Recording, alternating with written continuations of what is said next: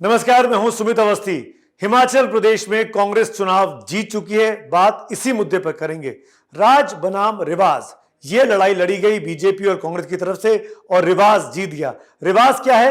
हर 5 साल में सरकार बदलती है और हिमाचल प्रदेश में 5 साल बाद सरकार बदल रही है। जयराम ठाकुर मुख्यमंत्री साहब ने अपनी हार को स्वीकार कर लिया है और अब कांग्रेस पार्टी में नए मुख्यमंत्री को चुनने को लेकर कवायद शुरू हो गई है।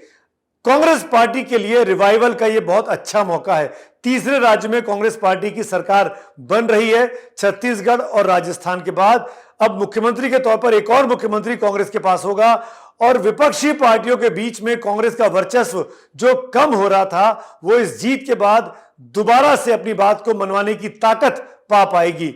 इस बीच में भारत जोड़ो यात्रा भी निकल रही है, राहुल गांधी का स्टेचर भी बढ़ रहा है और प्रियंका गांधी के नेतृत्व में हिमाचल प्रदेश में चुनाव लड़ा गया तो जाहिर तौर पर गांधी परिवार का जो वर्चस्व था, जो करिश्मा था, जिस पर कुठाराघात बीजेपी की कैंपेन ने किया परिवारवाद के आरोपों के जरिए, वो डाइल्यूट करने में मदद कांग्रेस पार्टी को मिलेगी। बीजेपी क्यों हारी, आप भी ये सोच रहे होंगे। गुजरात में जब इतनी बड़ी जीत मिली तो हिमाचल में क्यों हार गई? 2-3 बड़ी वजह हैं। ओपीएस के मामले पर कांग्रेस का स्टैंड और बीजेपी का स्टैंड ओपीएस पर ना लेना, यानी ओल्ड पेंशन स्कीम पर बीजेपी नेताओं ने जो चुप्पी साधी वो भारी पड़ी।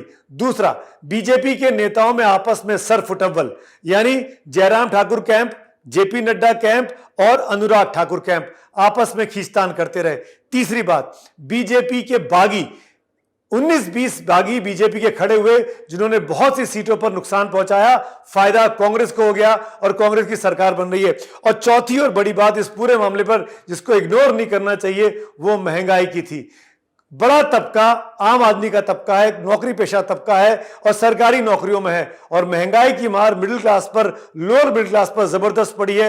उसका असर भी हिमाचल प्रदेश के चुनावों पर देखने को मिला है और यही वजह रही कि जयराम ठाकुर की सरकार नहीं चल पाई, उनको अपने पद से हटना पड़ रहा है और वहां पर कांग्रेस की सरकार स्थापित हो रही है।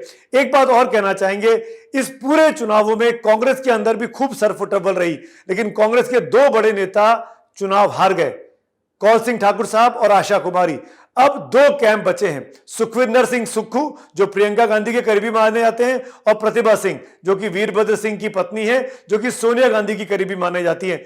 इनमें से एक मुख्यमंत्री बनेगा और मुख्यमंत्री कौन बनेगा, यह बात बिल्कुल साफ है कि कांग्रेस में जिसको आशीर्वाद मिलता है गांधी परिवार का, वही अपना मुख्यमंत्री बनता है और तमाम विधायक जो चुन के आते हैं वो उसी को अपना नेता मान लेते हैं। तो इन दोनों में से कौन मुख्यमंत्री बनेगा ये बहुत ही जल्दी साफ हो जाएगा, लेकिन अब लड़ाई 2 ही नेताओं के बीच रह गई है और तीसरे नेता के तौर पर मुकेश अग्निहोत्री का नाम भी लिया जा रहा है, जो कि वहां पर भी विपक्ष के नेता थे और कई दिनों के विधायक वहां पर मौजूद हैं। इन 3 में से कोई एक नया मुख्यमंत्री हिमाचल प्रदेश को आने वाले दिनों में जल्द मिल सकता है, लेकिन बीजेपी के लिए इंट्रोस्पेक्शन का वक्त है कि वो ओपीएस के मामले पर क्या करे, क्योंकि ओपीएस पर कांग्रेस पार्टी राजस्थान में, छत्तीसगढ़ में लागू कर चुकी है और हिमाचल प्रदेश में ओपीएस पर चुनाव जीत चुकी है।